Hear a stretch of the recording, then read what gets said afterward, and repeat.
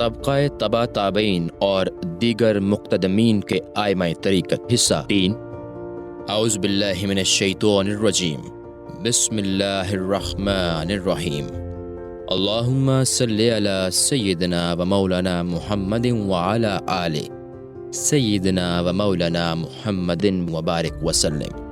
Number 34۔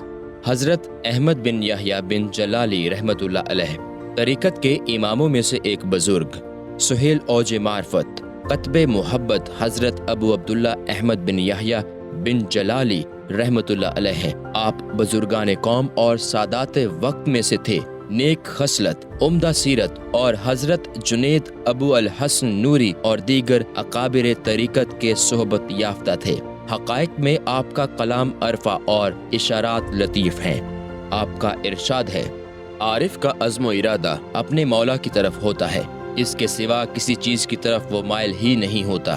عدم میلان کی وجہ یہ ہے کہ عارف کو معرفت کے سوا کچھ معلوم نہیں ہوتا۔ جب اس کے دل کا خزانہ معرفت ہو جاتا ہے تو اس کی ہمت کا مقصود دیدار الہی کے سوا کچھ نہیں ہوتا، کیونکہ افکار کی پراگندگی غم و فکر پیدا کرتی ہے اور اس کے لیے بارگاہ حق میں مانع و حجاب بن جاتی ہے۔ آپ اپنا واقعہ بیان کرتے ہوئے فرماتے ہیں کہ ایک دن میں نے ایک خوبصورت اور حسین مجوسی لڑکے کو دیکھا۔ میں اس کا حسن و جمال دیکھ کر دنگ رہ گیا اور اس کے روبرو جا کر کھڑا ہو گیا۔ اتنے میں حضرت جنید بغدادی رحمۃ اللہ علیہ کا گزر ادھر سے ہوا۔ میں نے ان سے عرض کیا، اے استاد، اللہ تعالیٰ ایسے حسین و جمیل چہرے کو دوزخ میں جلائے گا۔ آپ نے فرمایا، اے فرزند، یہ نفس کا کھیل ہے جو تجھے لاحق ہوا ہے، یہ نظارہ عبرت نہیں ہے، کیونکہ اگر تو بنگاہ عبرت دیکھے تو یہ عالم کے ہر ذرے میں ایسے ہی عجوبے موجود پائے گا۔ بہت جلد مشیت الہی کی بے حرمتی کی بنا پر سزا ملنے والی ہے۔ اس کے بعد آپ بیان کرتے ہیں کہ حضرت جنید منہ پھیر کر تشریف لے گئے تو اسی وقت میرے حافظہ سے قرآن کریم فراموش ہو گیا، یہاں تک کہ میں نے برسوں اللہ سے مدد مانگی اور توبہ کی، تب کہیں جا کر دوبارہ پھر قرآن کریم کی نعمت مجھے حاصل ہوئی۔ اب مجھ میں یہ جرأت نہیں کہ موجودات عالم میں کسی چیز کی طرف ملتفت ہوں اور اپنی محبت کو اس کائنات میں عبرت کی نظر سے دیکھنے میں ضائع کروں۔ نمبر 35۔ حضرت ردیم بن احمد رحمۃ اللہ علیہ طریقت کے اماموں میں سے ایک بزرگ، وحید العصر امام الدہر حضرت ردیم بن احمد رحمۃ اللہ علیہ ہیں، جو اجلہ سادات مشائخ اور حضرت جنید رحمۃ اللہ علیہ کے مقربین خاص اور رازداروں میں سے تھے۔ آپ فقیہ الفقہ حضرت داؤد طائی رحمۃ اللہ علیہ کے ہم مشرب تھے۔ علم تفسیر و قرات میں کامل مہارت اور اپنے زمانہ میں تمام علوم و فنون میں ایسے منفرد تھے کہ کوئی آپ کا ہم پلہ نہ تھا۔ علو حال، رفعت مقام اور نیک خصلتی میں یگانہ روزگار اور ریاضت شدیدہ میں یکتا و بے مثال تھے۔ اپنی عمر کے آخری ایام میں علائق دنیا میں ملوث ہو کر منصب قضا پر فائز ہو گئے۔ آپ کا درجہ در پردہ ہونے سے زیادہ کامل تھا۔ چنانچہ حضرت جنید بغدادی رحمۃ اللہ علیہ فرماتے ہیں کہ ہم مشغول عارف ہیں اور ردیم مشغول فارغ ہے۔ آپ کی تصانیف بکثرت ہیں، خاص کر وہ کتاب جس کا غلط التواجدین میں نام سے مجھے بہت پسند ہے۔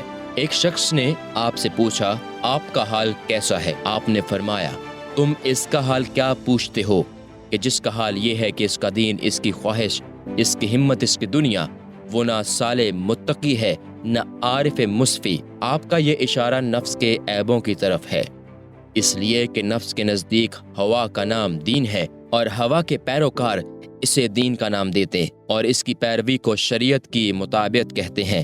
جو بھی نفس کی خواہش پر چلے گا، اگرچہ وہ مبتدا ہو، اہل ہوا کے اندر دیندار کہلائے گا، اور جو اس کے خلاف چلے گا، اگرچہ وہ متقی ہی کیوں نہ ہو، اسے بے دین کہا جائے گا۔ ہمارے زمانہ میں یہ فتنہ و فساد ایک دوسرے میں عام ہے، لہٰذا جن کی ایسی حالت ہو ہم ان کی صحبت سے پناہ مانگتے ہیں۔ در حقیقت شیخ نے سائل کے جواب میں اہل زمانہ کے حال کی طرف اشارہ کیا ہے، اور یہ بھی ممکن ہے کہ سائل کو اس حال کے مطابق پایا ہو۔ آپ نے اپنے اوپر ڈھال کر اس کا حال اس طرح بیان کیا ہو اور اپنا حال مخفی رکھا ہو، واللہ عالم۔ نمبر 36۔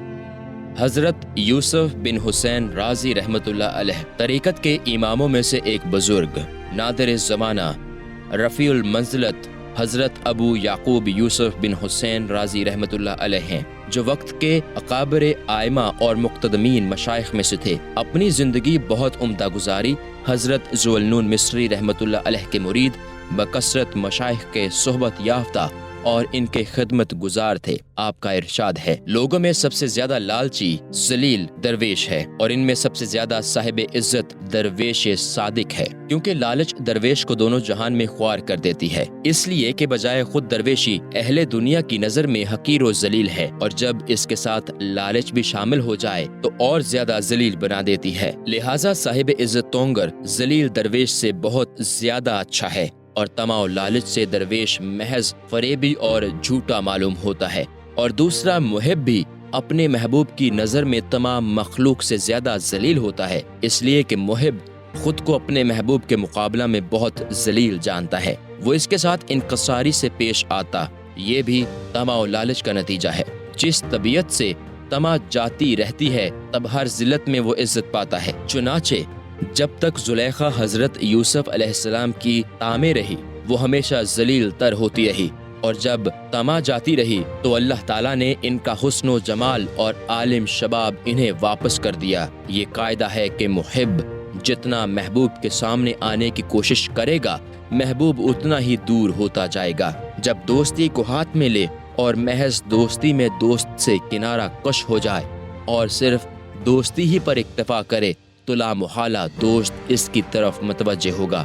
در حقیقت محب کی عزت اس وقت تک ہے جب تک وصل کی طمع نہ کرے، اور جب محب میں وصال کی ہوس پیدا ہو اور وصل میسر نہ آئے تو اس کا لازمی نتیجہ ہے کہ وہ ذلیل ہو جاتا ہے، اور جس محب کو دوستی میں دوست کے وصال و فراق سے بے نیازی نہ ہو، اس کی محبت غرض مندانہ ہوتی ہے۔ واللہ عالم۔ نمبر 37، حضرت ابو الحسن سمنون بن عبداللہ حواس رحمۃ اللہ علیہ از ائمہ طریقت، آفتاب اہل محبت، قدا و اہل معاملت حضرت ابو الحسن سمنون بن عبداللہ خواص رحمۃ اللہ علیہ ہیں، جو اپنے زمانہ میں بے نظیر تھے۔ محبت میں آپ کا مرتبہ بلند تھا، تمام مشائخ بزرگ جانتے تھے اور سمنون المحب کہتے تھے، حالانکہ وہ خود اپنے کو سمنون القذب کہا کرتے تھے۔ آپ نے غلام الخلیل سے بڑی تکلیفیں اٹھائیں، اس نے خلیفہ وقت کے آگے ناممکن و محال جھوٹی گواہیاں دیں، جس سے تمام مشائخ آزردہ رہے۔ یہ غلام الخلیل ایک ریاکار آدمی تھا، جو صوفی و پارسا ہونے کا مدعی تھا، جس نے خود کو بادشاہ کا حضوری اور اس کا نائب و خلیفہ مشہور کر رکھا تھا، اور پکا دنیا دار اور چغل خور انسان تھا، جیسے چغل خور اور جھوٹے لوگ آج بھی پائے جاتے ہیں۔ اسی طرح یہ مدعی درویشوں اور مشائخ کی بدگوئیاں حکام امرا کے سامنے کرتا رہتا تھا، تاکہ ایسے لوگوں کی رسائی آمروں اور حاکموں تک نہ ہونے پائے اور خود اس کا مرتبہ برقرار رہے۔ مقام مسرت ہے کہ حضرت سمنون اور ان مشائخ کے زمانہ میں صرف ایک ہی ایسا بد خصلت شخص تھا، ورنہ اس زمانہ میں تو ہر محقق کے لیے 1,00,000 غلام الخلیل جیسے بدطینت موجود تھے۔ بغداد میں جب حضرت سمنون کے مرتبہ کا غلغلہ بلند ہوا اور ہر ایک آپ کی نزدیکی کا خواہاں ہوا، تو غلام الخلیل اس سے رنجیدہ ہوا اور اس نے کئی باتیں گھڑ لیں، یہاں تک کہ ایک خوبصورت عورت کو حضرت سمنون کے پاس بھیجا۔ حضرت سمنون کی نظر جب اس کے جمال پر پڑی تو عورت نے اپنے آپ کو پیش کیا، آپ نے اسے جھڑک دیا، پھر وہ حضرت جنید کے پاس پہنچی اور ان سے کہا کہ آپ سمنون سے فرمائیں کہ وہ مجھ سے نکاح کر لیں۔ حضرت جنید کو اس کی یہ درخواست ناپسند آئی اور اسے جھڑک کر نکال دیا۔ اس کے بعد وہ غلام الخلیل کے پاس آئی اور اس سے ان عورتوں کی مانند جو دھتکاری جاتی ہیں اور اتہام ترازی شروع کر دیتی ہیں، آپ پر تہمت دھرنے لگیں اور اس قسم کی باتیں بنا کر کہنے لگیں کہ جو سنتا ان سے برگشتہ ہو جاتا، حتیٰ کہ خلیفہ وقت کو ان سے اتنا برگشتہ کر دیا کہ اس نے انہیں قتل کرنے کا پختہ ارادہ کر لیا۔ جب جلاد کو بلایا گیا اور اس نے خلیفہ سے قتل کی اجازت مانگی اور خلیفہ نے قتل کی اجازت دینی چاہی، تو اس کی زبان گنگ ہو گئی۔ جب اس رات وہ سویا تو خواب میں اسے خبردار کیا گیا کہ تیرے ملک اور حکومت کا زوال حضرت سمنون رحمۃ اللہ علیہ کی زندگی سے وابستہ ہے۔ دوسرے دن خلیفہ نے ان سے معافی مانگی اور حسن سلوک سے پیش آیا۔ حقیقت و محبت میں آپ کا کلام بلند اور اشارات دقیق ہیں۔ ایک مرتبہ کا واقعہ ہے کہ جب وہ حجاز سے واپس آ رہے تھے تو شہر قید کے لوگوں نے درخواست کی کہ ممبر پر تشریف فرما ہو کر کچھ پند و نصائح فرمائیں۔ آپ ممبر پر وعظ کے لیے تشریف لے گئے، کوئی متوجہ نہ ہوا۔ آپ نے اپنا رخ مسجد کی قندیلوں کی طرف کر کے فرمایا، اے قندیلو، میں تم سے مخاطب ہوں۔ دفتن سب قندیلیں گر کر چکنا چور ہو گئیں۔ آپ کا ارشاد ہے، چیزوں کی تعبیر اس سے زیادہ دقیق چیز سے ہوتی ہے، کیونکہ محبت سے زیادہ ادق چیز کوئی نہیں ہے۔ اس کی تعبیر کسی چیز سے نہیں لی جا سکتی۔ مطلب یہ ہے کہ محبت کے مفہوم کو الفاظ و عبارات میں ادا نہیں کیا جا سکتا، یعنی عبارات معبر یعنی معنی کی صفت ہے اور محبت محبوب کی صفت ہے، لہٰذا عبارت کے ذریعہ اس کی حقیقت کا ادراک ناممکن ہے۔ واللہ عالم۔ نمبر 38، حضرت شاہ شجاع کرمانی رحمۃ اللہ علیہ از آئمہ طریقت شاہ شیوخ تغیرات زمانہ سے محفوظ حضرت ابو الفوارس شاہ شجاع کرمانی رحمۃ اللہ علیہ ہیں، جو خانوادہ سلاطین سے تعلق رکھتے ہیں۔ آپ اپنے زمانہ میں بے نظیر اور ابو تراب نقشبی رحمۃ اللہ علیہ کے صحبت یافتہ تھے۔ بکثرت مشائخ سے ملاقات کی۔ حضرت ابو عثمان ہیری کے تذکرہ میں آپ کا مختصر حال مذکورہ ہے۔ تصوف میں آپ کی کتب و تحریریں مشہور ہیں۔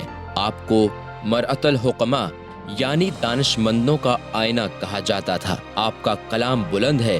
آپ کا ارشاد ہے، صاحب فضیلت کو اس وقت تک فضیلت ہے جب تک کہ اپنی فضیلت کو نہ دیکھے، جب اسے دیکھ لیا تو اب اس کی کوئی فضیلت نہیں۔ ایسے ہی صاحب ولایت کے لیے اس وقت تک ولایت ہے جب تک کہ وہ اس کی نظر سے پوشیدہ ہے، جب اسے نظر آ گئی تو اب اس کے لیے کوئی ولایت نہیں۔ مطلب یہ ہے کہ فضیلت ایسی صفت ہے جسے فاعل نہیں دیکھتا۔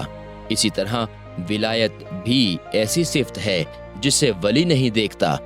جس نے اپنے آپ کو دیکھا کہ میں فاعل ہوں یا ولی ہوں تو وہ نہ فاضل ہے اور نہ ولی۔ آپ کی سیرت کے تذکرے میں مذکور ہے کہ آپ 40 سال تک سوئے نہیں، اور جب سوئے تو انہیں خواب میں دیدار الہی نصیب ہوا۔ انہوں نے غرض کیا کہ اے خدا، تجھے تو میں بیداری میں تلاش کر رہا تھا مگر تو خواب میں ملا۔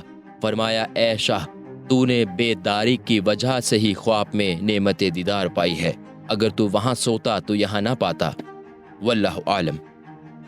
نمبر 39، حضرت عمرو بن عثمان مکی رحمۃ اللہ علیہ طریقت کے اماموں میں سے ایک بزرگ، دلوں کے سرور، بواطن کے نور حضرت عمرو بن عثمان مکی رحمۃ اللہ علیہ ہیں، جو اکابر سادات اہل طریقت میں سے تھے۔ علم طریقت کے حقائق میں آپ کی تصانیف مشہور ہیں۔ اپنی نسبت ارادت حضرت جنید بغدادی رحمۃ اللہ علیہ سے کرتے تھے۔ ان کے بعد انہوں نے حضرت ابو سعید حراج سے ملاقات کی اور ناجی کی صحبت پائی۔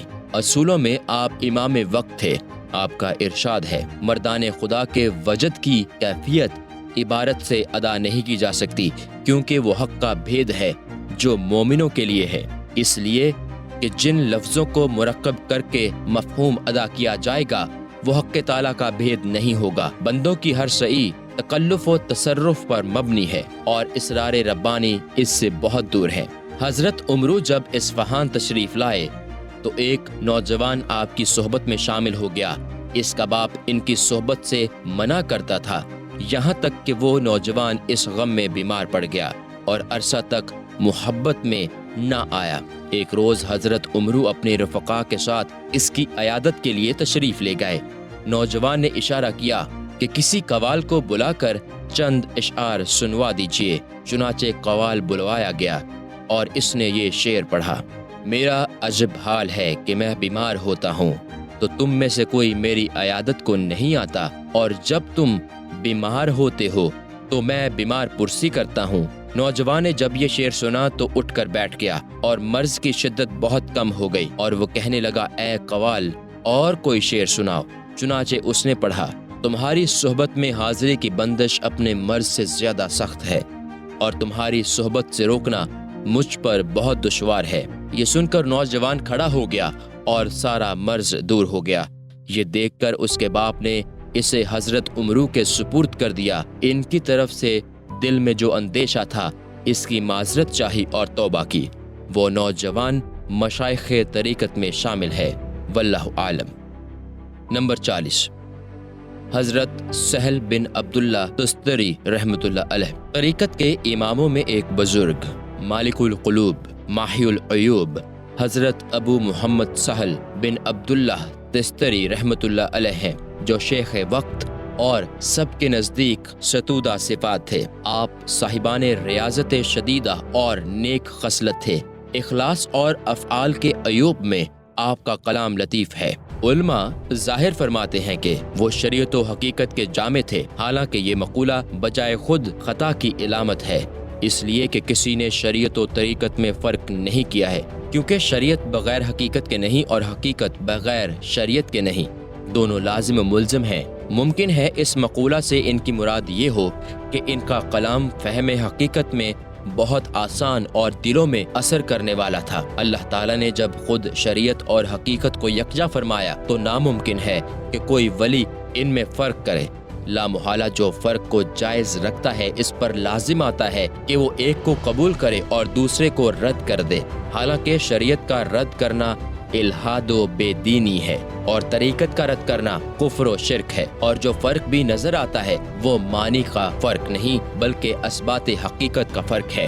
چنانچہ کہتے ہیں کہ لا الہ الا اللہ حقیقت محمد الرسول اللہ شریعت، لا الہ الا اللہ حقیقت ہے اور محمد رسول اللہ شریعت ہے۔ اگر کوئی صحت ایمان کی حالت میں ایک دوسرے سے جدا کرنا چاہے تو نہیں کر سکتا، اس کی یہ خواہش صحت ایمان کو باطل کرتی ہے، حالانکہ پوری شریعت حقیقت کی فرع ہے۔ جس طرح توحید کا اقرار حقیقت کی معرفت ہے، اسی طرح فرمان کو بجا لانا شریعت کے ہم معنی ہے۔ یہ ظاہر دار لوگ جو انہیں پسند نہ آئے اس کے منکر ہو جاتے ہیں۔ راہ حق کے اصولوں میں سے کسی اصل کا انکار خطرناک ہے۔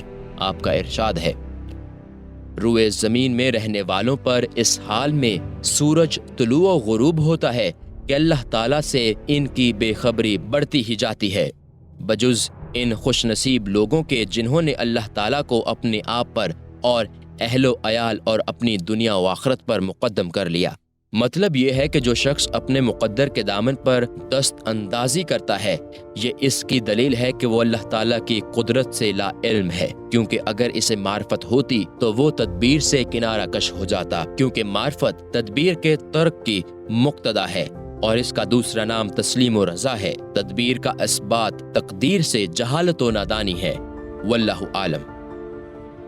نمبر 41، حضرت محمد بن فضل بلخی رحمۃ اللہ علیہ۔ طریقت کے اماموں میں سے ایک بزرگ مختار اہل حرمین مشائخ کے قرۃ العین حضرت ابو محمد عبداللہ محمد بن فضل بلخی رحمۃ اللہ علیہ ہیں، جو اجلا مشائخ میں سے تھے اور اہل عراق و خراسان کے محبوب تھے۔ حضرت احمد بن حضرویہ کے مرید تھے اور حضرت ابو عثمان ہیری کو آپ سے عظیم تعلق خاطر تھا۔ معتصب لوگوں نے اپنے جنون میں آپ کو بلخ سے نکال دیا۔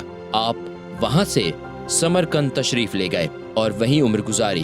آپ کا ارشاد ہے، لوگوں میں سب سے زیادہ عارف وہ ہے جو ادائے شریعت میں کوشاں اور اپنے نبی صلی اللہ علیہ وسلم کی پیروی کا سب سے زیادہ خواہاں ہے، چونکہ جو جتنا زیادہ خدا کے نزدیک ہوگا وہ اتنا ہی زیادہ ادائے حکم میں حریص ہوگا، اور جتنا زیادہ خدا سے دور ہوگا وہ اتنا ہی زیادہ اس کے رسول صلی اللہ علیہ وسلم کی پیروی سے کنارہ کش ہوگا۔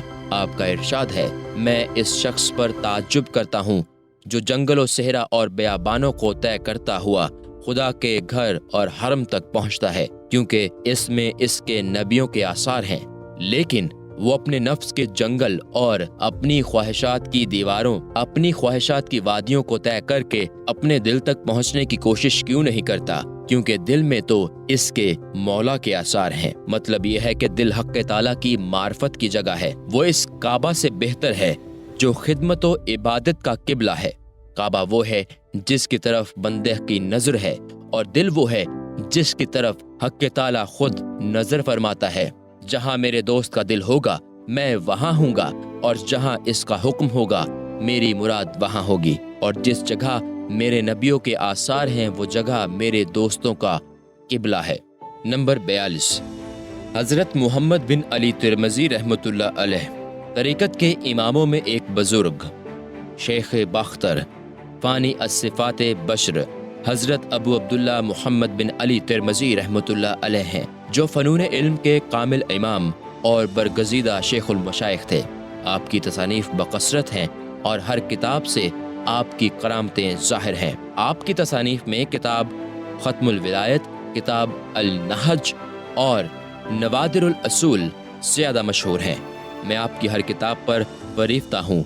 मेरे शेख ने फरमाया है कि हज़रत मोहम्मद बिन अली तिरमिज़ी ऐसे दरीदतम हैं जिनकी मिसाल सारे जहान में नहीं है। उलूम ज़हरी में भी आपकी किताबें हैं और अहादीस में आपकी सनद बहुत वकी है। आपने एक तफसीर भी शुरू की थी, मगर आपकी उम्र ने वफा न की। जिस कदर तहरीर फरमाई है वो तमाम अहले इल्म में मरवज है। हज़रत इमाम आज़म अबू हनीफ़ा रदियल्लाहु अन्हु के मुसाहिबीन में से किसी एक ख़ास मुसाहिब को फ़ुक़हा पढ़ाई। शहर तिरमिज़ में आपको हकीम तिरमिज़ी के नाम से याद किया जाता था। इस विलायत में तमाम दानिश्वर सूफिया आपकी पैरवी करते थे। आपके मुनाकिब बहुत हैं। आप हज़रत खिज़्र अलैहिस्सलाम की सोहबत में भी रहे। आपके मुरीद हज़रत अबू बकर वराक बयान करते हैं कि हर इतवार को हज़रत खिज़्र अलैहिस्सलाम इनके पास आते और एक दूसरे से वाक़यात व हालात दरियाफ्त करते थे। आपका इरशाद है, जो शख्स इल्म शरीयत और औसाफ़ अबूदियत से नावाकिफ़ है और औसाफ़ रबूबियत से तो और भी ज़्यादा बेखबर होगा। जो ज़ाहिर में मार्फत नफ्स की राह से बेखबर है, वो मार्फत रब की राह यानी तरीक़त से भी बेखबर होगा, क्योंकि ज़ाहिर बातिन के साथ मरबूत है और ज़ाहिरी ताल्लुक़ बग़ैर बातिन के मुहाल है। नीज़ बग़ैर ज़ाहिर के बातिन का दावा भी बातिल है। लिहाजा औसाफ़ रबूबियत की मार्फत अरकान अबूबियत व बंदगी की सेहत पर मुनहसर है, और ये बात सेहत अदब और अहकाम शरीयत की पाबंदी के बगैर हासिल नहीं हो सकती। नंबर 43 हज़रत अबू बकर मोहम्मद बिन उमर वर्राक रहमतुल्लाह अलैह तरीक़त के इमामों में एक बुज़ुर्ग शर्फ़ ज़हाद उम्मत मज़की अहले सफ़ूत हज़रत अबू बकर मोहम्मद बिन उमर वर्राक रहमतुल्लाह अलैह हैं, जो अकाबर ज़हाद मशाइख में से थे। आपने हज़रत अहमद बिन खज़रूया से मुलाकात की और हज़रत मोहम्मद बिन अली तिरमिज़ी की सोहबत पाई। आदाब व मुआमलात में आपकी तसनीफ़ बकसरत हैं। मशाइख अज़ाम आपको मुअद्दब औलिया कहते हैं। हिकायत, आप फरमाते हैं कि मेरे शेख हज़रत मोहम्मद बिन अली तिरमिज़ी ने चंद औराक मुझे दिए थे कि मैं इन्हें दरियाए हजून में डाल दूं, लेकिन मेरा दिल इनके दरिया बुर्द करने पर राजी ना हुआ। मैंने इन औराक को अपने घर रख लिया और हाजिर होकर कह दिया कि मैंने दरिया में डाल दिया। आपने फरमाया, तुमने क्या देखा? मैंने कहा, मैंने तो कुछ भी नहीं देखा। फरमाया, तो फिर तुमने इन्हें दरिया बुर्द नहीं किया, जाओ इन्हें दरिया बुर्द करके आओ। चुनाचे मैं गया। इस वक्त दिल में कई किस्म के वसवसे से लाहिक हो रहे थे। बिलाखिर इन औराक को दरिया में डाल दिया। दरिया का पानी इसी लम्हा छटा और एक संदूक नमूदार हुआ जिसका ढकना खुला हुआ था, और औराक इस संदूक में चले गए। फिर इसका ढकना बंद हो गया और पानी बराबर होकर संदूक रूपोश हो गया। वापस आकर उन्होंने सारा वाकया बयान कर दिया। आपने फरमाया, हाँ, अब तुमने डाला है। मैंने अर्ज किया, ए शेख, ये क्या इसरार हैं, मुझ पर जाहिर फरमाइए। आपने फरमाया, मैंने असूल तहकीक में एक किताब लिखी थी जिसका समझना दुश्वार था। मेरे भाई हज़रत खिज़्र अलैहिस्सलाम ने मुझे इससे मांगा। अल्लाह ताला ने पानी को मामूर फरमाया कि वो इन तक पहुंचा दे। हज़रत अबू बकर वर्राक रहमतुल्लाह अलैह का इरशाद है कि लोग तीन तरह के हैं, उल्मा, उमरा और फुकरा। जब उल्मा खराब हो जाते हैं तो खल्क के ताअत व अहकाम तबाह हो जाते हैं, और जब उमरा खराब हो जाते हैं तो लोगों की मईशत तबाह और बर्बाद हो जाती है, और जब फुकरा खराब हो जाते हैं तो लोगों के अखलाक बर्बाद हो जाते हैं। लिहाजा उमराए सलातीन की खराबी जुल्म व सितम उल्मा की हिर्स व तमा की सूरत में जाहिर होती है, और फुकरा की खराबी जाहो मनसब की ख्वाहिश में रूनुमा होती है। जब तक उमराओ सलातीन उल्मा से मुँह ना मोड़े तबाह बर्बाद नहीं होते, और जब तक उल्मा बादशाहों की सोहबत से इज्तनाब करें तबाह खराब नहीं होते, और जब तक فقراء میں چاہو حشمت کی خواہش پیدا نہیں ہوتی، تباہ و خراب نہیں ہوتے، اس لیے کہ بادشاہوں کا ظلم بے علمی کی وجہ سے، علماء میں طمع بددیانتی کی وجہ سے اور فقراء میں چاہو حشمت کی خواہش بے توکلی کی وجہ سے پیدا ہوتی ہے۔ لہٰذا بے علم بادشاہ، بددیانت عالم اور بے توکل فقیر بہت برے ہوتے ہیں۔ لوگوں میں خرابیوں کا ظہور اور برائیوں کا صدور انہی تینوں گروہوں سے رونما ہوتا ہے۔ نمبر 44، حضرت ابو سعید احمد بن عیسیٰ حرازی رحمۃ اللہ علیہ طریقت کے اماموں میں سے ایک بزرگ، سفینہ توکل و رضا، سالک طریق فنا حضرت ابو سعید احمد بن عیسیٰ حرازی رحمۃ اللہ علیہ ہیں، جو احوال مریداں کی زبان اور طالبان اوقات کے برہان تھے۔ سب سے پہلے جس نے طریقت و بقا و فنا کی تعریف لفظوں میں کی وہ آپ ہی تھے۔ آپ کے مناقب، عمدہ ریاضتیں اور اس کے نکتے مشہور ہیں، ان سے کتابیں بھری پڑی ہیں۔ آپ کا کلام اور آپ کے رموز و اشارات بلند ہیں۔ حضرت ذوالنون مصری، بشر حافی اور سری سختہ رحمہ اللہ کی صحبت اٹھائی۔ آپ کا ارشاد ہے کہ رسول اللہ صلی اللہ علیہ وسلم نے فرمایا، اللہ تعالیٰ نے دلوں کو اس خاصیت پر پیدا فرمایا ہے کہ جو اس پر احسان کرتا ہے اس کا دل محبت کے ساتھ اس کی طرف مائل ہوتا ہے۔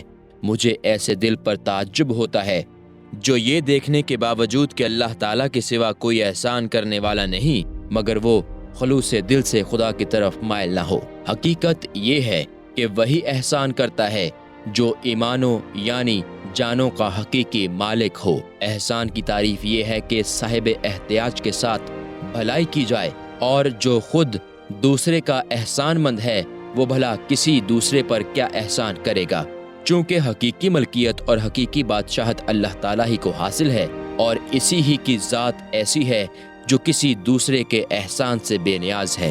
جب بندگان خدا منعم و محسن کے انعام و احسان کے اس معنی کو دیکھتے ہیں اور سمجھتے ہیں تو ان کے قلوب صافیہ مکمل طور پر اس کی محبت میں غرق ہو جاتے ہیں اور وہ ہر غیر سے کنارہ کش رہتے ہیں۔ نمبر 45، حضرت علی بن محمد اصفہانی رحمۃ اللہ علیہ طریقت کے اماموں میں ایک بزرگ، شاہ محققان، دل مریداں حضرت ابو الحسن علی بن محمد اصفہانی رحمۃ اللہ علیہ ہیں۔ یہ بھی کہا گیا ہے کہ حضرت علی بن محمد جو اکابر مشائخ میں سے تھے، اور ان سے حضرت جنید بغدادی کی لطیف مطابقت ہوئی، اور عمرو بن عثمان مکی ان کی زیارت کو اصفہان تشریف لے گئے۔ وہ ابو تراب کے مصاحب حضرت جنید کے رفیق خاص تھے۔ واللہ عالم۔ غرض یہ کہ آپ ممدوح مشائخ، ریاضت و ریاضت سے آراستہ اور فتنہ و آفت سے محفوظ تھے۔ حقائق و معاملہ میں عمدہ زبان اور دقائق و اشارات میں لطیف بیان کے حامل تھے۔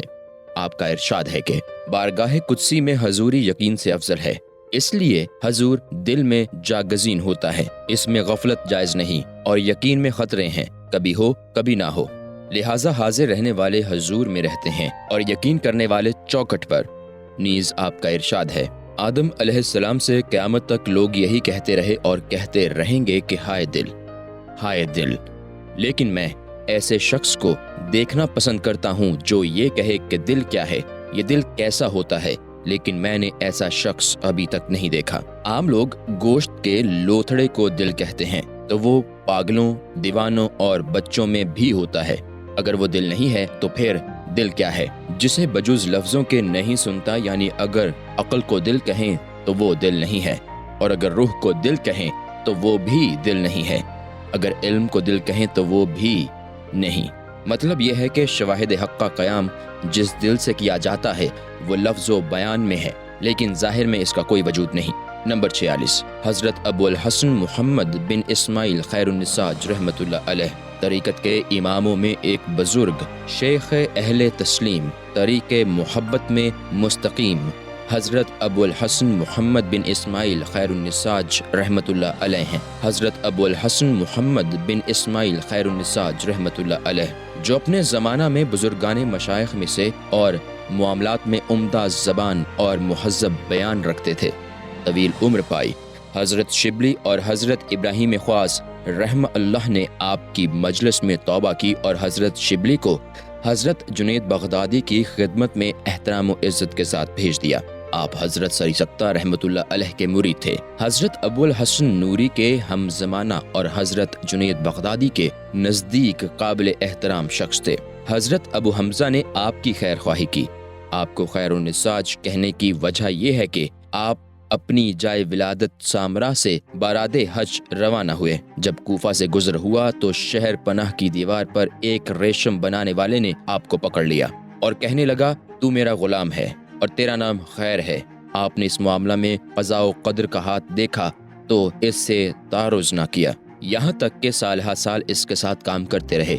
جب بھی وہ پکارتا کہ اے خیر تو جواب دیتے کہ حاضر ہوں، حتیٰ کہ وہ شخص اپنے کیے پر شرمسار ہوا اور آپ سے کہنے لگا کہ میں نے غلطی کی ہے، تم میرے غلام نہیں ہو، اب تم جاؤ۔ پھر آپ وہاں سے چل کر مکہ مکرمہ آئے اور اس درجہ و مقام تک رسائی پائی۔ حضرت جنید بغدادی رحمۃ اللہ علیہ فرماتے ہیں کہ خیر خیرنا، ہمارا خیر بہت اچھا ہے۔ آپ اسے پسند کرتے تھے کہ لوگ آپ کو خیر سے پکاریں۔ آپ فرمایا کرتے تھے کہ یہ جائز نہیں ہے کہ ایک مسلمان نے میرا نام خیر رکھا، میں اسے بدل دوں۔ جب آپ کی وفات کا وقت قریب آیا تو شام کی نماز کا وقت تھا۔ جب موت کی بے ہوشی میں آنکھ کھولی تو ملک الموت کے سوا کچھ نظر نہ آیا۔ اس وقت آپ نے کہا اے ملک الموت، خدا تیرا بھلا کرے، ذرا ٹھہر جا، تو بھی بندہ فرما بردار ہے اور میں بھی بندہ فرما بردار ہوں۔ تجھے جو حکم دیا گیا ہے تو اسے ترک نہیں کر سکتا، یعنی تم روح ضرور قبض کرو گے، اور جو حکم مجھے دیا گیا ہے میں بھی اسے نہیں چھوڑ سکتا، یعنی شام کی نماز ضرور ادا کروں گا۔ لہٰذا تم مجھے اتنی مہلت دو کہ میں فرمان الہی بجا لاؤں، پھر میں تمہیں اجازت دے دوں گا کہ تم بھی خدا کا حکم بجا لاؤ۔ اس کے بعد آپ نے پانی طلب فرمایا، وضو کر کے نماز ادا کی اور جان جانے آفرین کے سپرد کر دی۔ اسی رات لوگوں نے خواب میں آپ کو دیکھا تو انہوں نے آپ سے پوچھا کہ خدا نے آپ کے ساتھ کیا سلوک کیا۔ آپ نے فرمایا یہ بات مجھ سے نہ پوچھو، کیونکہ میں نے تمہاری دنیا سے رہائی پائی ہے۔ آپ کا ارشاد ہے کہ اللہ نے مقتیوں کے سینہ کو نور و یقین سے بھر دیا ہے اور مسلمان کی آنکھوں کو حقائق ایمان کے نور سے منور فرما دیا ہے۔ مطلب یہ ہے کہ مقتیوں کے لیے یقین کے سوا کوئی چارہ نہیں، ان کا دل نور یقین کے لیے کھولا گیا ہے، اور مومن کو ایمان کے حقائق کے سوا کوئی چارہ نہیں، ان کی عقلوں کی بصیرتوں کو نور ایمان سے روشن کر دیا گیا ہے۔ لہٰذا جہاں ایمان ہوگا یقین ہوگا، اور جہاں یقین ہوگا تقوی بھی ہوگا، کیونکہ یہ ایک دوسرے کے قریب اور ایک دوسرے کے تابع ہیں۔ نمبر 47، حضرت ابو حمزہ خراسانی رحمۃ اللہ علیہ طریقت کے اماموں میں ایک بزرگ دائی عصر یگانہ دہر حضرت ابو حمزہ خراسانی رحمۃ اللہ علیہ ہیں، جو خراسان کے قدماء مشائخ میں سے ہیں۔ آپ نے حضرت ابو تراب کی صحبت پائی اور حضرت خراز سے ملاقات کی۔ توکل پر آپ کو کامل اعتماد و اجکان تھا۔ حکایت، ایک دن کا واقعہ ہے کہ آپ جا رہے تھے کہ اچانک کنویں میں گر پڑے۔ 3 دن کے بعد ایک قافلہ ادھر سے گزرا اور کنویں کے کنارے اس نے پڑاؤ کیا۔ آپ نے دل میں خیال کیا کہ اہل قافلہ کو مدد کے لیے پکاریں یا نہیں۔ پھر خیال گزرا کہ آوازیں دینا اچھا نہیں ہے، کیونکہ یہ غیر خدا سے مدد چاہنا ہوگا، اور اس کی شکایت بھی گویا میں یہ کہوں گا کہ خدا نے تو مجھے کنویں میں ڈالا، اب تم مجھے یہاں سے آ کر نکال لو۔ اتنے میں قافلہ والے خود کنویں پر آ گئے اور کنویں میں جھانک کر کہنے لگے، یہ کنواں سر راہ واقع ہے، نہ کوئی روک اس پر ہے نہ مڈھیر وغیرہ، ایسا نہ ہو کہ کوئی راہ گزر اس میں گر پڑے، آؤ مل کر اس پر چھت ڈال دیں اور اس کا دہانہ بند کر دیں، تاکہ اس میں کوئی گر نہ پڑے اور اس عمل خیر کا اجر خدا سے حاصل کریں۔ حضرت ابو حمزہ فرماتے ہیں کہ ان کی یہ بات سن کر مجھے گھبراہٹ طاری ہو گئی اور میں اپنی زندگی سے نا امید ہو گیا۔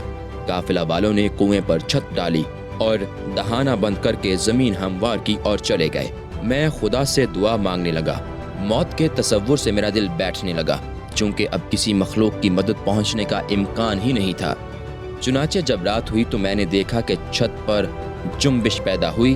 جب غور سے دیکھا تو نظر آیا کہ کوئی چیز دہانے کے سر کو کھول رہی ہے اور اژدہے کی مانند کوئی بہت بڑا جانور اپنی دم کنویں میں لٹکا رہا ہے۔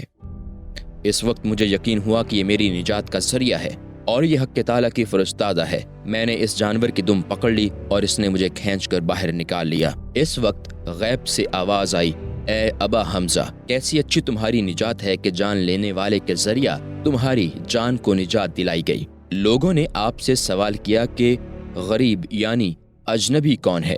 آپ نے فرمایا وہ شخص ہے جو الفت و محبت الہی سے پریشان و وارفتہ ہو۔ درویش کے لیے دنیا و آخرت میں کوئی وطن نہیں ہے اور وطن کے سوا الفت کرنا وحشت ہے۔ جب درویش کی الفت مخلوق سے منقطع ہو گئی تو وہ ہر ایک سے وحشت زدہ ہوگا۔ اس کی یہ حالت غربت کہلائے گی۔ یہ بہت بلند درجہ ہے۔ واللہ عالم۔ نمبر 48، حضرت ابو العباس احمد بن مسروق رحمۃ اللہ علیہ۔ طریقت کے اماموں میں ایک بزرگ داعی مریداں بحکم فرمان الہی حضرت ابو العباس احمد بن مسروق رحمۃ اللہ علیہ ہیں، جو خراسان کے اجلا مشائخ و اکابر میں سے ہیں، اور تمام اولیاء آپ کے زمین پر اوتاد ہونے پر متفق ہیں۔ آپ نے قطب المدار علیہ کی صحبت پائی۔ لوگوں نے آپ سے قطب المدار علیہ کی بابت پوچھا کہ وہ کون ہے۔ آپ نے اس کی وضاحت نہیں فرمائی، البتہ اشارات سے پتہ چلتا ہے کہ اس سے آپ کی مراد حضرت جنید بغدادی رحمۃ اللہ علیہ ہیں۔ آپ نے 40 صاحب تمکین اولیاء کی خدمت کی اور ان سے استفادہ کیا۔ ظاہری و باطنی علوم میں آپ کو کمال دسترس حاصل تھا۔ آپ کا ارشاد ہے کہ یعنی خوشی و مسرت خدا کے سوا کسی اور سے ہے تو اس کی یہ خوشی دائمی غم کا وارث بناتی ہے، اور جس کا لگاؤ خدا کی خدمت و عبادت سے نہ ہو تو اس کا یہ لگاؤ دائمی وحشت کا ورثہ دیتی ہے، اس لیے کہ خدا کے سوا ہر چیز فانی ہے، اور جس کی خوشی فانی چیز سے ہوگی تو جب وہ چیز فنا ہو جائے گی تو اس کے لیے بجز حسرت و غم کے کچھ نہ رہے گا، اور غیر خدا کی خدمت حقیر شے ہے۔ جس وقت اشیاء مخلوق کی دنایت اور خواری ظاہر ہوگی تو اس کے لیے اس سے انس و محبت رکھنا موجب و وحشت و پریشانی ہوگا، لہٰذا غیر اللہ پر نظر رکھنے ہی سے سارے جہان میں غم و پریشانی ہے۔ واللہ عالم۔ نمبر 49، حضرت ابو عبداللہ بن احمد اسماعیل مغربی رحمۃ اللہ علیہ۔ طریقت کے اماموں میں ایک بزرگ استاذ متوکلان شیخ محققان حضرت ابو عبداللہ بن احمد اسماعیل مغربی رحمۃ اللہ علیہ ہیں، جو بزرگان سلف اور اپنے زمانہ کے مقبول اساتذہ میں سے تھے۔ مریدوں کی خوب نگہبانی فرماتے تھے۔ حضرت ابراہیم خواص اور ابراہیم شیبانی رحمہ اللہ دونوں آپ کے مرید تھے۔ آپ کا کلام عالی اور براہین واضح ہیں۔ خلوت نشینی میں کامل تر تھے، اور آپ کا ارشاد ہے کہ میں نے دنیا سے زیادہ منصف چیز نہیں دیکھی۔ اگر تم اس کی خدمت کرو تو وہ تمہاری خدمت کرے گی، اگر تم اسے چھوڑ دو تو وہ تمہیں چھوڑ دے گی۔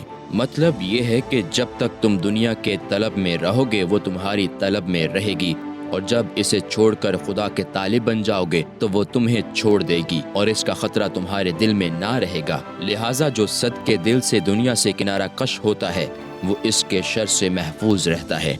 واللہ عالم۔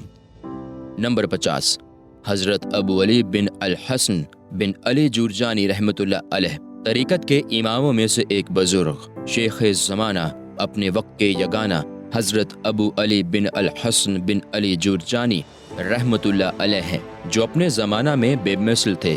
آپ کی تصانیف معاملات علم اور رویت آفات میں مشہور ہیں۔ حضرت محمد بن علی ترمذی رحمۃ اللہ علیہ کے مرید اور حضرت ابو بکر وراق رحمۃ اللہ علیہ کے ہم عصر تھے۔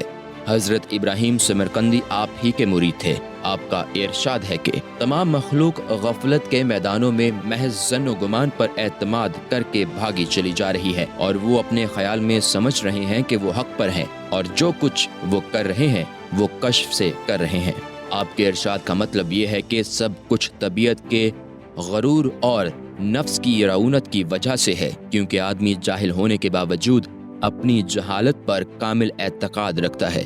بالخصوص جاہل صوفی جس طرح مخلوق خدا میں سب سے بڑھ کر عزیز ہوتا ہے، اسی طرح جاہل صوفی مخلوق خدا میں سب سے زیادہ ذلیل و خوار ہوتا ہے، اس لیے کہ علماء طریقت علم و حقیقت پر گامزن ہوتے ہیں، نہ کہ محض ظن و گمان پر، اور جاہل صوفی کا تکیہ گمان پر ہوتا ہے، نہ کہ یقین پر۔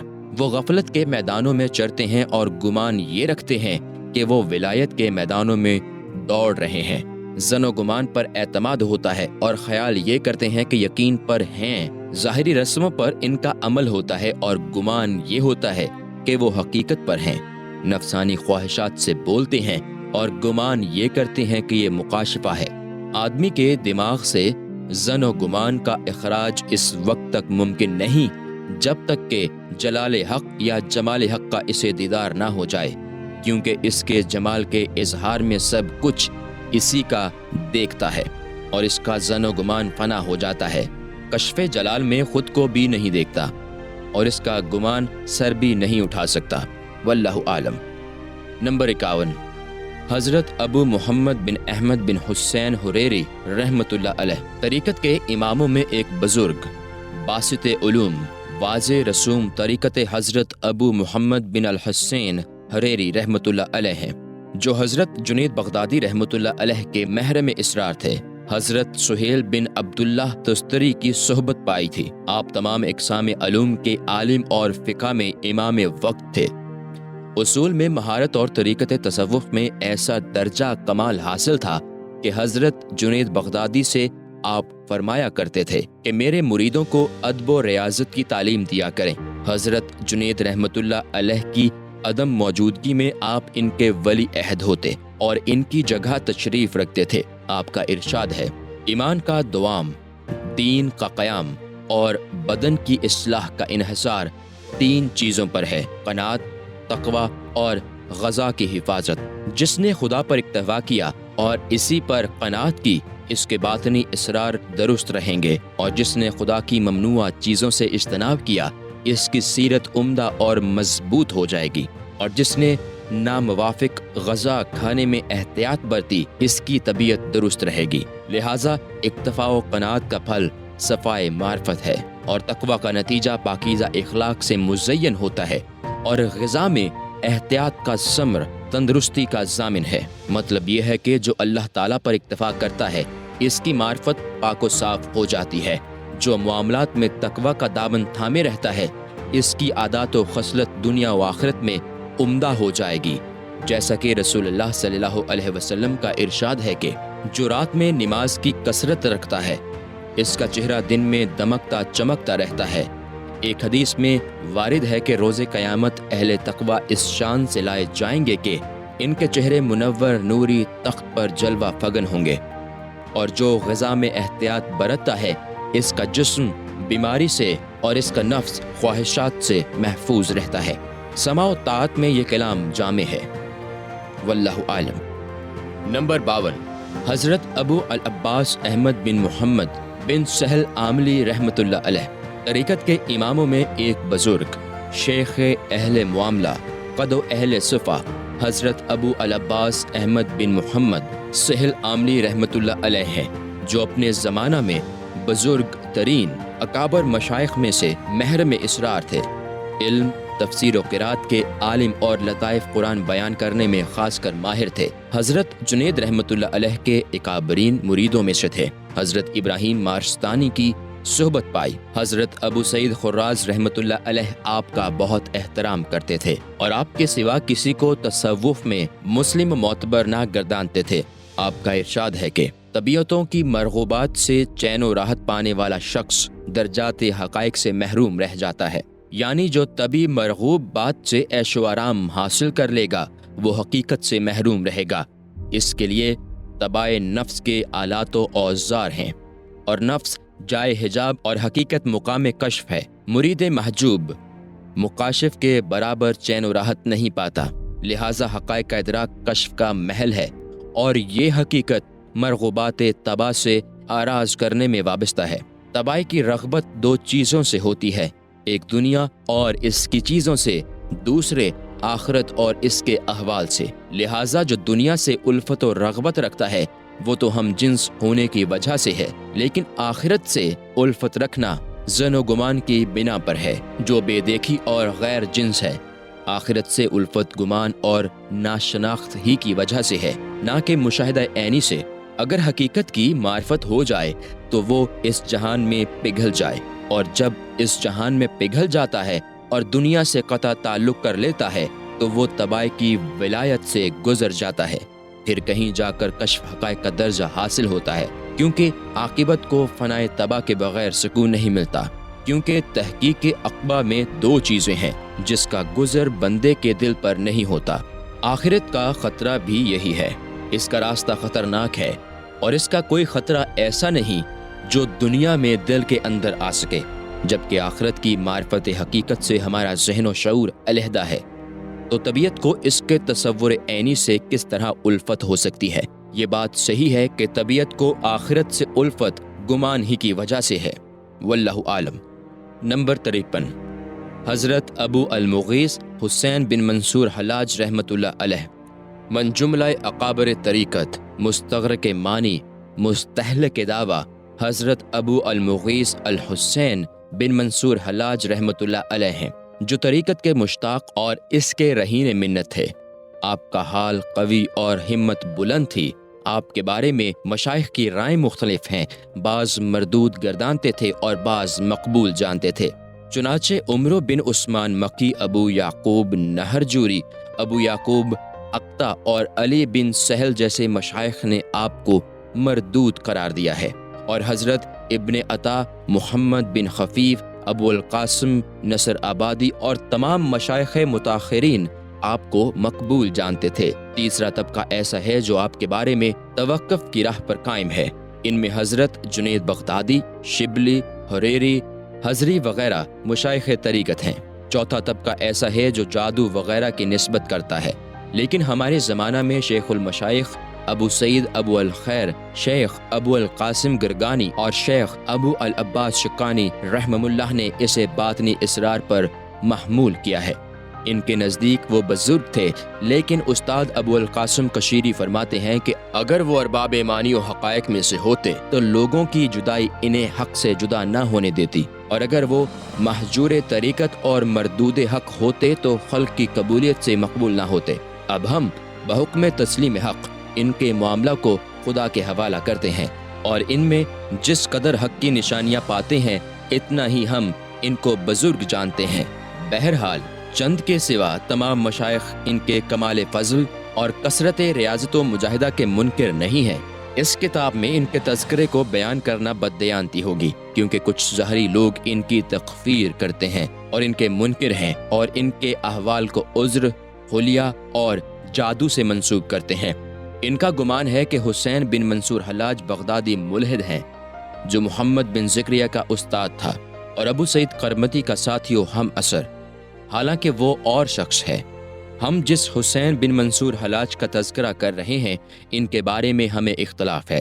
وہ فارس کے شہر بیضا کے رہنے والے ہیں۔ ان کے بارے میں مشائخ کا جو ہجر اور رد ہے وہ ان کے ذہن و مذہب پر طعنہ زنی کے سلسلے میں نہیں ہے، بلکہ ان کے حال اور کیفیت کے بارے میں ہے، کیونکہ وہ ابتدا میں سہل بن عبداللہ تستری کے مرید ہوئے، پھر بغیر اجازت کے ان کے پاس چلے گئے اور عمرو بن عثمان کی صحبت اختیار کر لی، پھر ان کے پاس سے بھی بغیر اجازت چلے گئے اور حضرت جنید رحمۃ اللہ علیہ کی خدمت میں حاضر ہو گئے، مگر انہوں نے قبول نہ کیا اور صحبت کی اجازت نہ دی۔ اس بنا پر مشائخ ان کو محجور گردانتے تھے، لہٰذا یہ محجوری معاملہ میں ہے، نہ کہ اصل طریقت میں۔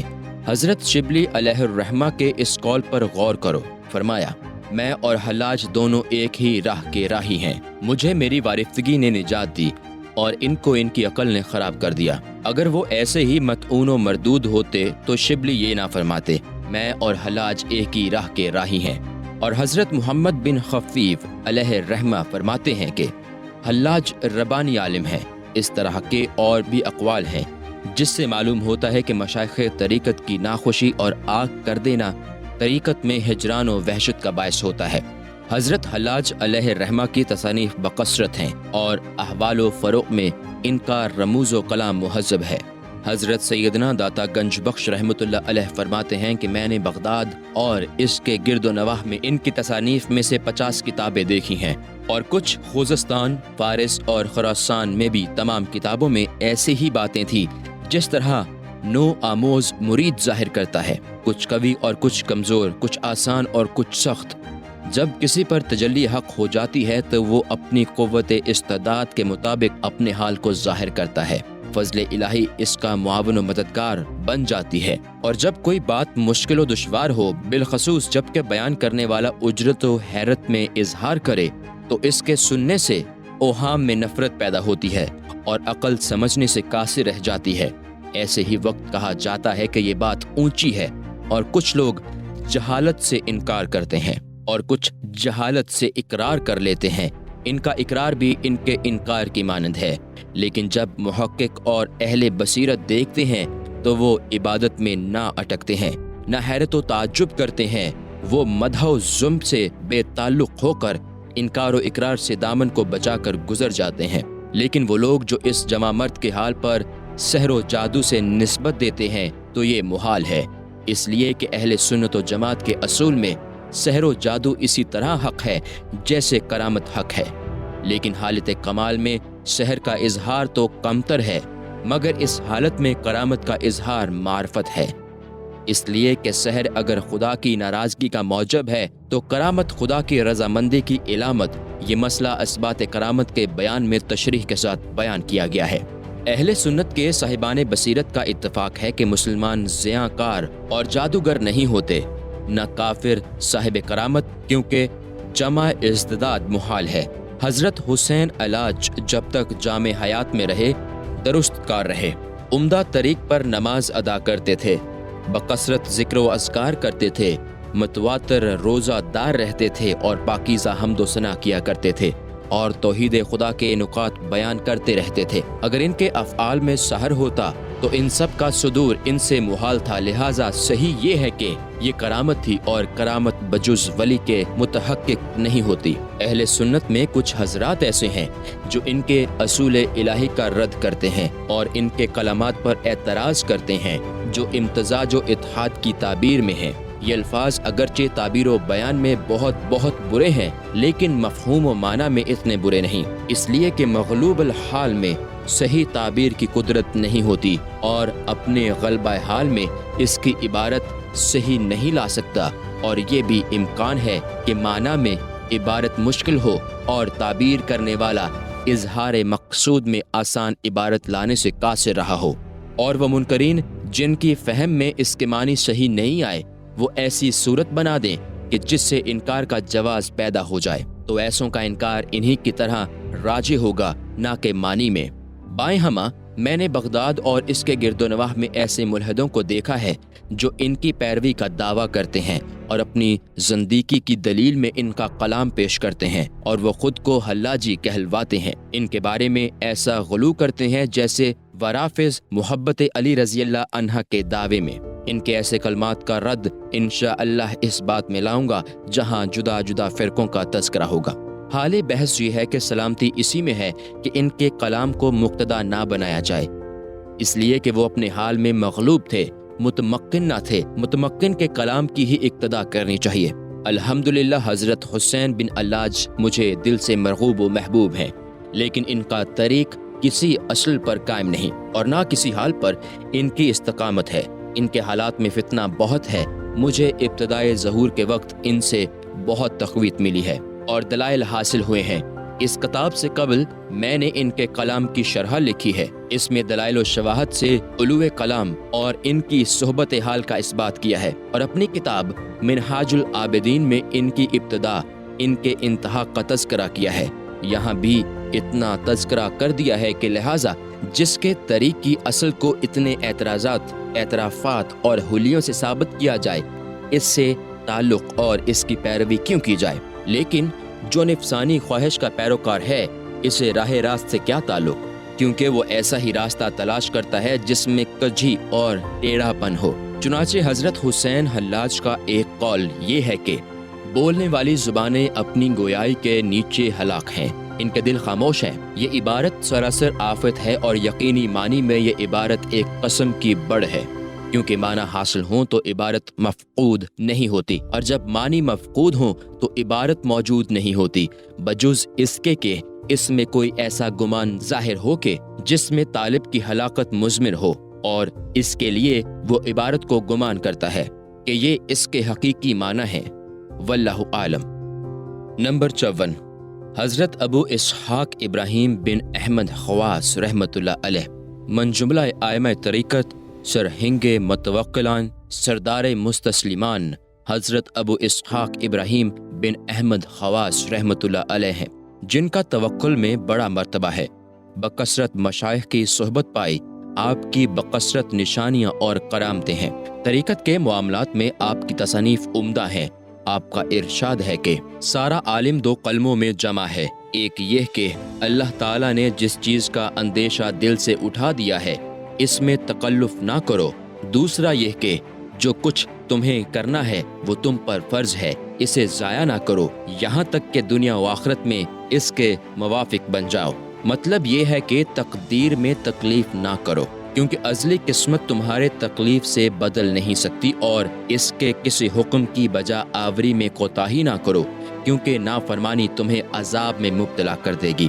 آپ سے کچھ لوگوں نے دریافت کیا کہ عجائبات میں سے آپ نے کیا کیا دیکھا؟ آپ نے فرمایا، میں نے بکثرت عجائبات دیکھے ہیں، لیکن اس سے زیادہ عجیب کچھ نہ دیکھا کہ حضرت خضر علیہ السلام نے مجھ سے اجازت چاہی کہ میں تمہاری مجلس میں شامل رہوں، مگر میں نے اسے منظور نہ کیا۔ لوگوں نے پوچھا اس کی کیا وجہ ہے؟ آپ نے فرمایا، میرا منظور نہ کرنا اس لیے نہ تھا کہ میں ان سے بہتر رفیق کو چاہتا تھا، بلکہ میں دوڑتا تھا کہ میں کسی غیر حق کے ساتھ اعتماد کر کے اپنے توکل کو ضائع نہ کر بیٹھوں، کہیں ایسا نہ ہو کہ نفل کے بدلے فرض جاتا رہے۔ یہ آپ کا درجہ کمال ہے۔ نمبر 55، حضرت ابو حمزہ بغدادی بزاز رحمۃ اللہ علیہ، منجملہ آئمہ طریقت، محرم سراپردہ تمکین، اساس اہل یقین، حضرت ابو حمزہ بغدادی بزاز رحمۃ اللہ علیہ ہیں، جو اکابر متکلمین مشائخ میں سے تھے۔ آپ حضرت محاسبی کے مرید، حضرت سری ستہ سے محبت یافتہ اور حضرت نوری و خیر النساج کے ہم زمانہ تھے۔ آپ نے اکابر مشائخ کی صحبت پائی اور بغداد میں مسجد صافیہ میں واز فرمایا کرتے تھے۔ تفسیر و قرأت کے عالم تھے۔ آپ کی روایات حدیث سے بلند مرتبہ ہیں۔ جس وقت حضرت نوری پر ابتلا کا زمانہ آیا تو آپ ان کے ساتھ تھے۔ اللہ نے سب کو نجات عطا فرمائی۔ آپ کا ارشاد ہے، جب تمہارا جسم تم سے سلامتی پائے تو جان لو کہ تم نے اس کا حق ادا کر دیا، اور جب لوگ تم سے محفوظ رہیں تو جان لو کہ تم نے ان کا حق ادا کر دیا۔ مطلب یہ ہے کہ حق دو طرح کے ہیں، اپنے اوپر اپنا حق اور دوسرا اپنے اوپر لوگوں کا حق۔ جب تم نے اپنے آپ کو معصیت سے محفوظ رکھا اور دنیا میں سلامتی کی راہ پر قائم رہ کر آخرت کے عذاب سے اسے بچا لیا تو تم نے اس کا حق ادا کر دیا، اور جب تم نے لوگوں کو اپنی اذیت سے محفوظ رکھا اور ان کی بدخواہی نہ کی تو تم نے ان کا حق ادا کر دیا۔ لہٰذا کوشش کرو کہ نہ تم خود برائی میں پڑو اور نہ لوگوں کو برائی میں ڈالو۔ اس کے بعد حق تعالیٰ کے حقوق کی ادائیگی میں پوری کوشش کرو۔ واللہ عالم۔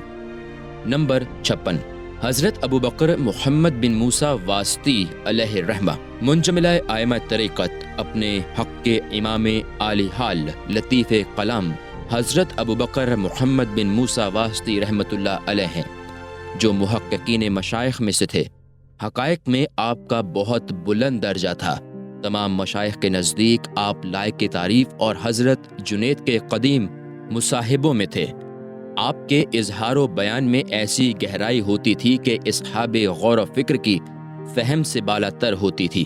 آپ نے کسی شہر میں مستقل اقامت اختیار نہیں کی۔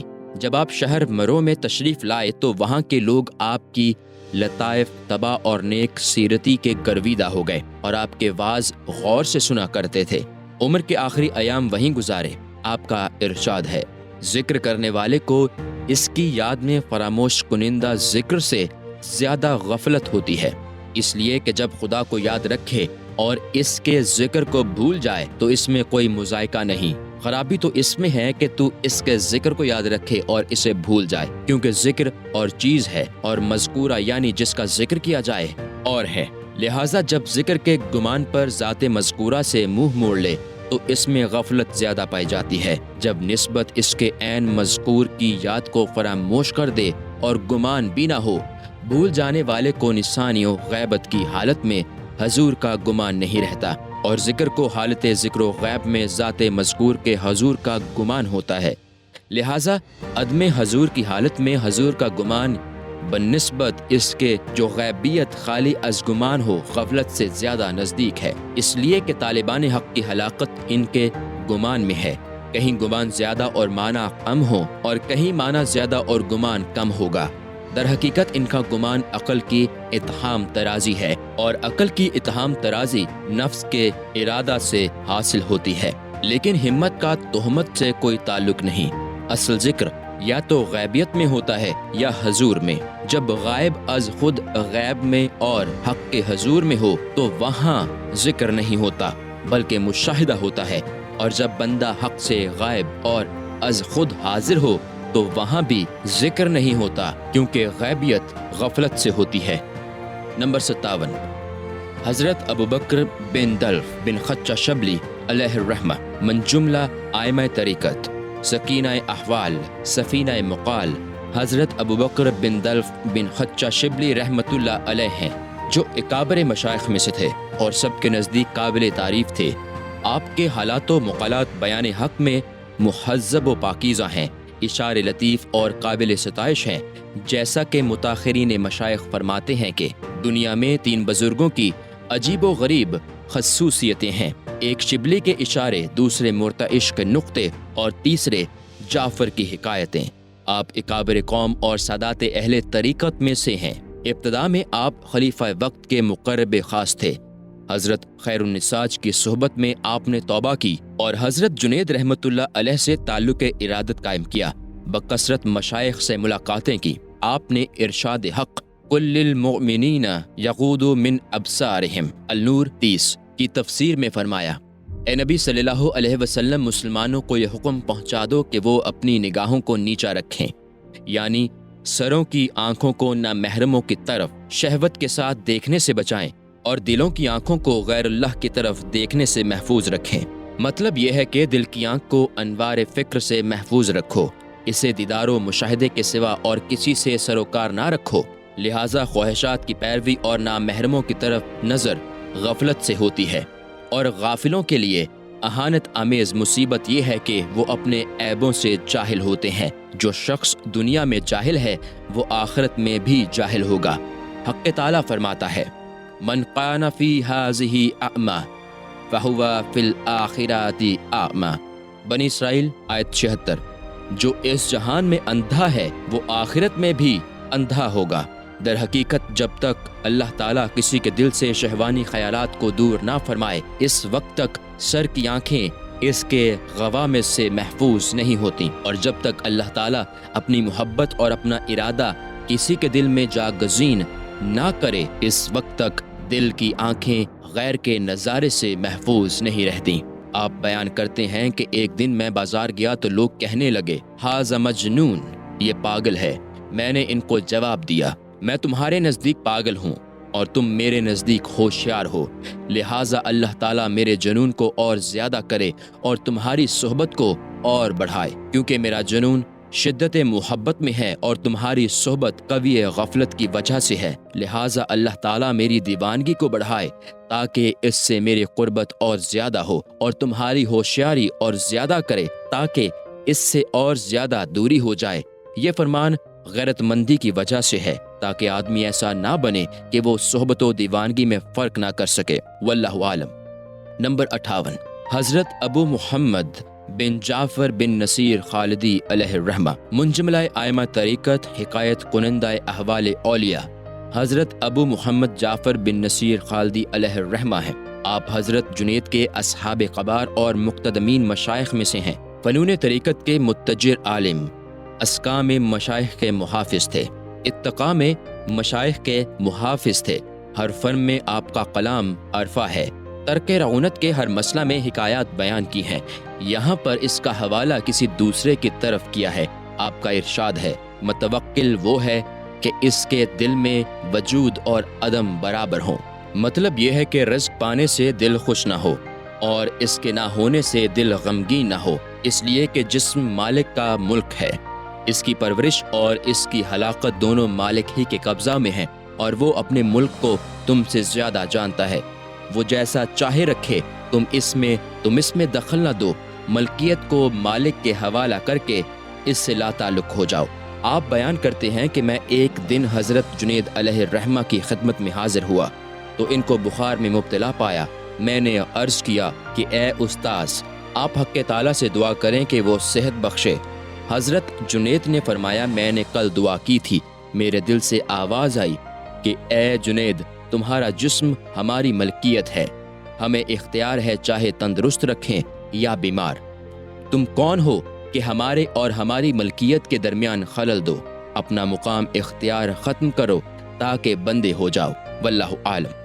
نمبر 59، حضرت ابو علی محمد بن قاسم رودباری علیہ الرحمہ، من جملہ ائمہ طریقت شیخ محمود معدن جود حضرت ابو علی محمد بن قاسم رودباری علیہ الرحمہ ہیں، جو اکابر جوان مردان صوفیہ کے سرخیل تھے، خاندان سلاطین سے تعلق رکھتے تھے، فنون معاملات میں عظیم المرتبہ تھے۔ آپ کے مناقب و نشانیاں بکثرت اور معرفت و طریقت کے دقائق میں کلام لطیف ہے۔ آپ کا ارشاد ہے، مرید وہ ہے جو اپنے لیے کچھ نہ چاہے بجز اس کے کہ جو اللہ تعالیٰ اس کے لیے چاہے، اور مراد وہ ہے جو دونوں جہان سے بجز خدا کسی چیز کو نہ چاہے۔ مطلب یہ ہے کہ حق تعالیٰ کے ارادے پر راضی رہ کر اپنے لیے کوئی خواہش نہ رکھے تاکہ وہ مرید صادق بن جائے۔ محب کو زیبا ہے کہ اپنا کوئی ارادہ نہ ہوتا تاکہ خدا ہی اس کی مراد ہو، گویا حق تعالیٰ ہی کو چاہے اور کسی غیر کی طلب نہ رکھے، اور وہی چاہے جو خدا چاہے، کیونکہ اسے حق چاہتا ہے، لہٰذا وہ بجز حق کے کسی کو نہ چاہے، چونکہ تسلیم و رضا طریقت کا ابتدائی مقام ہے، اور ربوبیت کے ساتھ محبت کرنا احوال کی انتہا ہے۔ عبودیت کے تحقق سے مقامات کی نسبت ہے اور ربوبیت کی تائید سے احوال کی منزلت ہے۔ جب یہ کیفیت پیدا ہو جائے گی تو مرید بخود قائم اور مراد بحق قائم ہو جائے گا، واللہ عالم۔ نمبر 60، حضرت ابو العباس قاسم بن مہدی سیاری علیہ الرحمہ، من جملہ ائمہ طریقت خزینہ دار توحید سمسار تفرید حضرت ابو العباس قاسم بن محمد سیاری رحمۃ اللہ علیہ ہیں، جو اپنے زمانہ کے امام اور علوم ظاہر اور فنون حقائق کے عالم تھے۔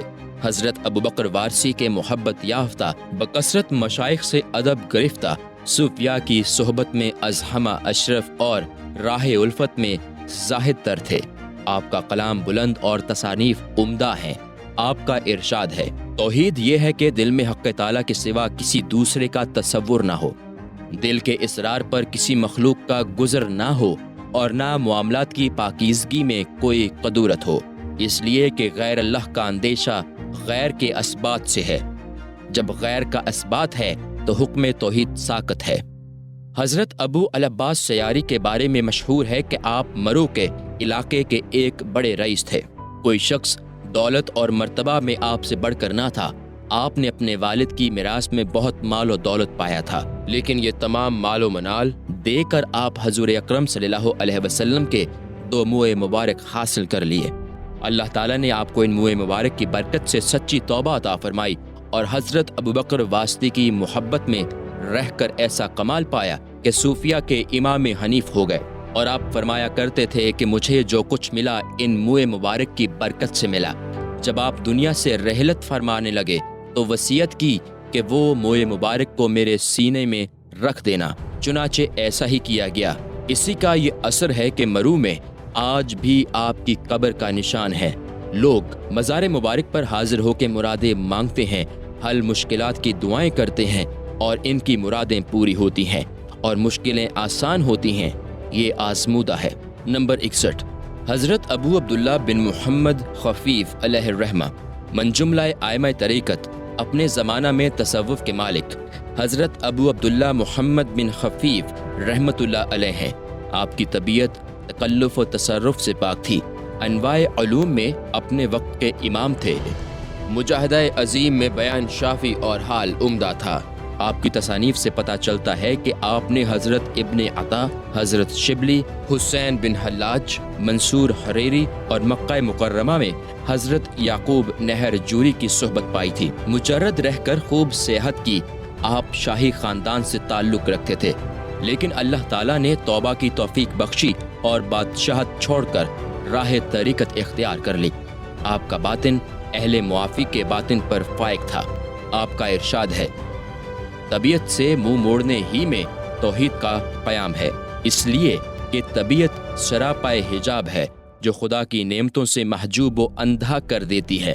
لہٰذا جب تک طبیعت سے منہ نہ موڑا جائے اس وقت تک وصال حق ممکن نہیں، اور صاحب طبع حقیقت و توحید سے حجاب میں رہتا ہے۔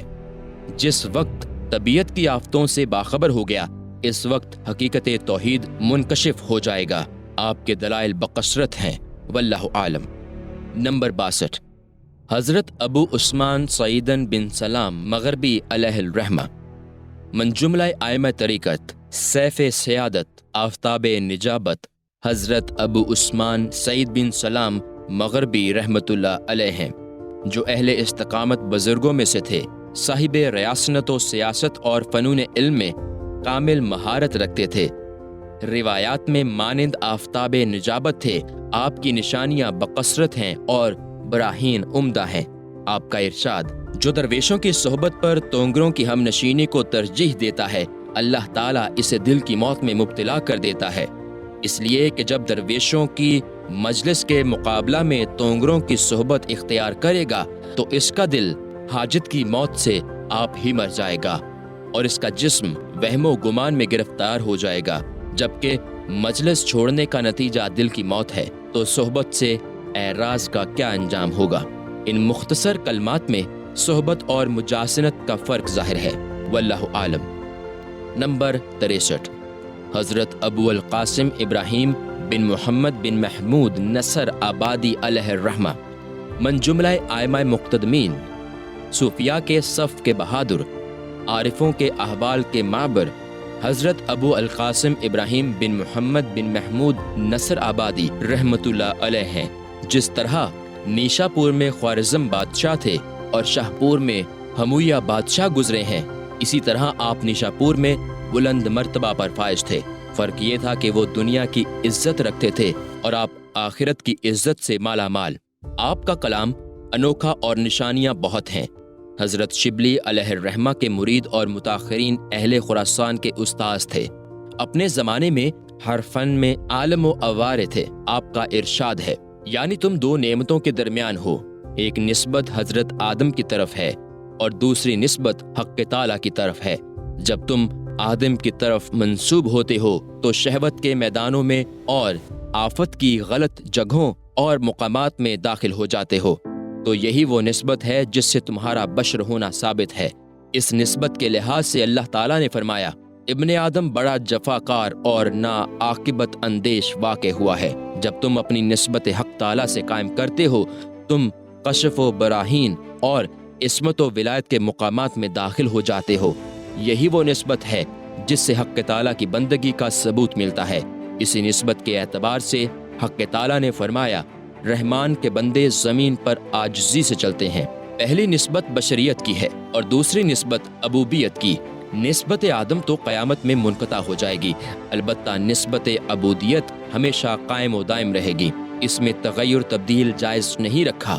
جب اپنی نسبت کو اپنی طرف یا حضرت آدم علیہ السلام سے جوڑے تو اس کا کمال یہ ہے کہ وہ کہے، انی ظلمت نفسی، میں نے اپنی جان پر زیادتی کی ہے، اور جب اپنی نسبت حق تعالیٰ کی طرف کرتا ہے تو وہ بندہ اسی کا محل بن جاتا ہے کہ حق تعالیٰ فرماتے ہیں، یا عبادی لا خوف علیکم اليوم، الزخرف آیت 68، اے میرے بندے آج تم پر کوئی خوف نہیں، واللہ عالم۔ نمبر 64، حضرت ابو الحسن علی بن ابراہیم حضرمی علیہ الرحمہ، من جملہ ائمہ مقتدمین، سالکان طریقت، حق کے سردار، اہل تحقیق کی جانوں کے جمال، حضرت ابو الحسن علی بن ابراہیم حضرمی رحمۃ اللہ علیہ ہیں، جو بارگاہ الہی کے بزرگ ترین احرار بندوں اور صوفیاء کبار کے اماموں میں سے تھے۔ آپ اپنے عہدے میں بے نظیر تھے۔ ہر معانی میں آپ کا کلام عرفہ اور عبارتیں عمدہ ہیں۔ آپ کا ارشاد ہے، مجھے اپنی بلاؤں میں چھوڑ دو، سنو تم کیا اسی آدم علیہ السلام کی اولاد میں سے نہیں جسے اللہ تعالیٰ نے اپنے دستے قدرت سے پیدا کر کے اپنی طرف سے ان میں روح پھونکی اور انہیں فرشتوں سے سجدہ کرایا، پھر ایک حکم دیا، اس کی بھی خلاف ورزی کی، جبکہ شروع ہی میں تلچھٹ ہے تو آخر میں کیا ہوگا؟ آپ کے فرمانے کا مطلب یہ ہے کہ اگر آدمی کو اس کے حال پر چھوڑ دیا جائے تو وہ سراسر مخالف حق بن جائے گا، اور اگر اس پر عنایت حق ہو جائے تو سر تاپائے محبت ہو جائے گا۔ لہٰذا اللہ تعالیٰ کی حسن عنایت کو سمجھ کر اپنے معاملات کی برائی کا اس سے موازنہ کرتے رہنا چاہیے اور اپنی تمام عمر اسی موازنہ میں گزار دینی چاہیے۔ واللہ عالم۔ یہ ہے سلف کے برگزیدہ مقتدمین مشائخ کا مختصر تذکرہ۔ اگر میں اس کتاب میں تمام بزرگوں کا تذکرہ کرتا یا تشریح و تفصیل کے درپے ہوتا اور ان کے تمام حالات و واقعات کو درج کرتا تو اصل مقصود فوت ہو جاتا۔ طوالت کے خوف سے اسی پر اکتفا کیا جاتا ہے۔ اب کچھ متاخرین صوفیہ کا تذکرہ شامل کرتا ہوں۔